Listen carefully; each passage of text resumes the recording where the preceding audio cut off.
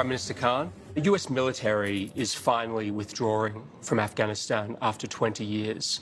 Are you happy about that? Happy in one way, because there was never going to be any military solution in Afghanistan.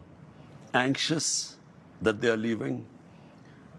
Without a political settlement, there's a possibility of civil war.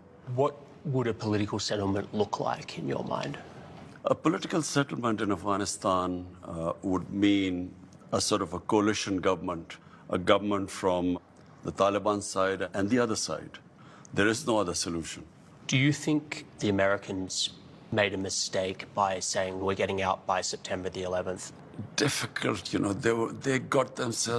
have got themselves in such a big mess. They had to give some sort of time frame.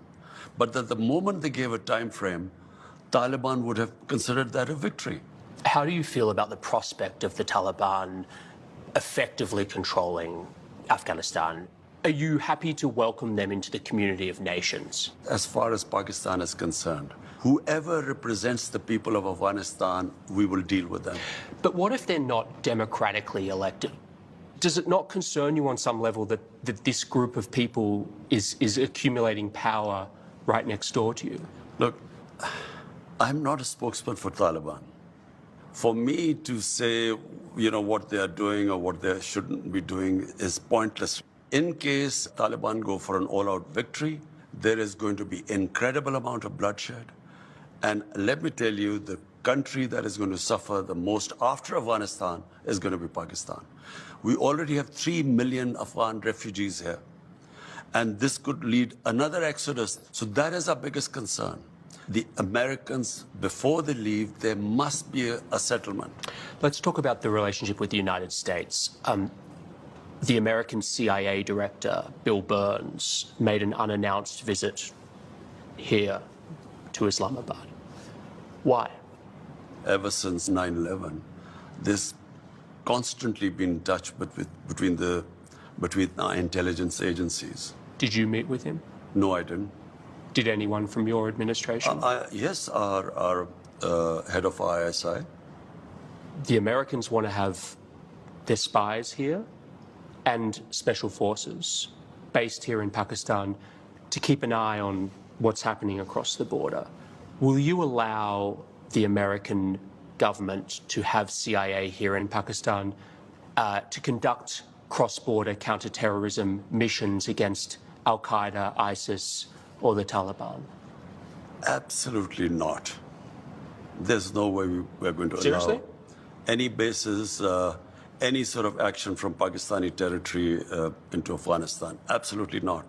Pakistan suffered 70,000 casualties, more than any other country, by joining the American war.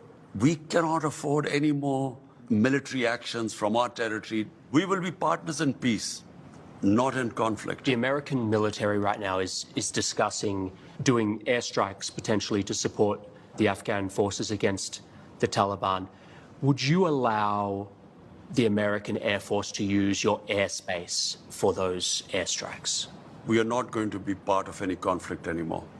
But you haven't decided yet whether you'll let them use your airspace? This hasn't been discussed at all, so... What's your feeling about that? I don't know. We'll discuss this.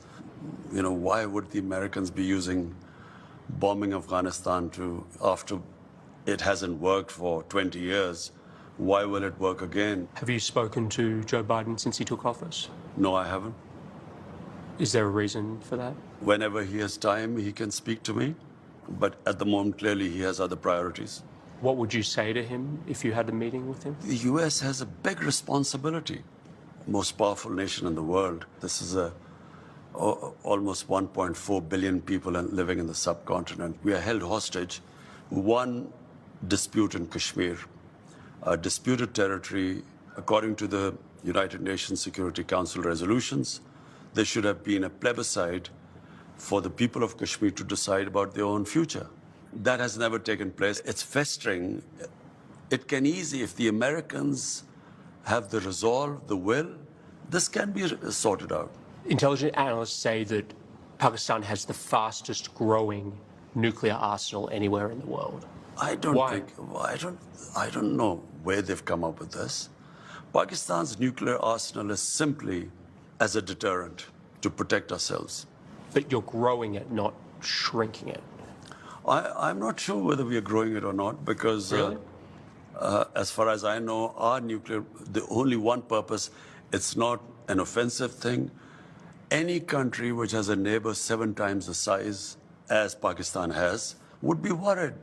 Is your goal vis-a-vis India and Pakistan nuclear disarmament? I'm completely against nuclear arms. I always have been. We've had 3 wars against India. And ever since we've had nuclear deterrent, we have had no war between the two countries. We have border skirmishes, but we've never faced war. The moment there's a settlement on Kashmir, I believe the two neighbors will live as civilized people. We will not need to have these nuclear deterrents. Last year, you wrote an open letter to leaders of Muslim states asking them to unite against Islamophobia, particularly in the West. Why did you feel the need to write that public letter? The problem is there's this big communication gap between the Islamic world and the Western societies. It happened after 9/11, when the word Islamic terrorism came into currency.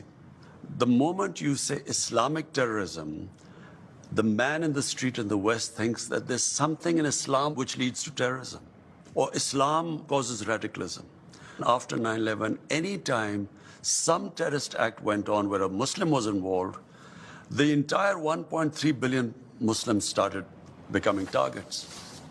Just across your border in Western China, the Chinese government has imprisoned more than 1 million Uyghur Muslims in re-education camps. The Chinese government has tortured Muslims, forcibly sterilized them, and they've destroyed mosques in Xinjiang and also punished Muslims for fasting, praying, even giving Muslim names to their children. Prime Minister, why are you so outspoken about Islamophobia in Europe and the United States, but totally silent about the genocide of Muslims in Western China? What our conversations have been with the Chinese, this is not the case, according to them. The evidence is just overwhelming. Whatever issues we have with the Chinese, we speak to them behind closed doors. China has been one of the greatest friends to us in our most difficult times. When we were really struggling, our economy was struggling, China came to our rescue. So we respect the way they are, and whatever issues we have, we speak behind closed doors. How come this is such a big issue in the Western world? Why are the people of Kashmir ignored? It is much more relevant. Compared to what might be going in the Uyghurs, 100,000 Kashmiris have been killed. There are 800,000 Indian troops which have literally, it's an open prison in Kashmir. 9 million Kashmiris are put there. Why is that not an issue? So I think it's hypocrisy. They've been a huge partner to you, China, but on some level, doesn't it make you feel sick to have to be quiet because of all this money they're putting into Pakistan? I look around the world, what's happening in Palestine, Libya, Somalia, Syria, Afghanistan. Am I going to start talking about everything? I concentrate on what is happening on my border, in my country. This is on your border. Which is part of, no, that is part of Pakistan. 100,000 Kashmiris are dying. That concerns me more because half of Kashmir is in Pakistan. This is a grotesquely large human rights atrocity.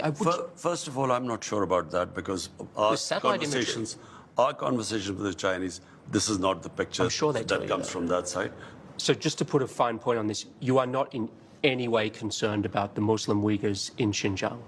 Our discussions with Chinese will always be behind closed doors. You were asked about the epidemic of sexual violence and rape in Pakistan, and you acknowledged the seriousness of the problem, and you talked about Pakistan's strict laws. You were also quoted as saying that the practice of women wearing veils, quote, is to stop temptation.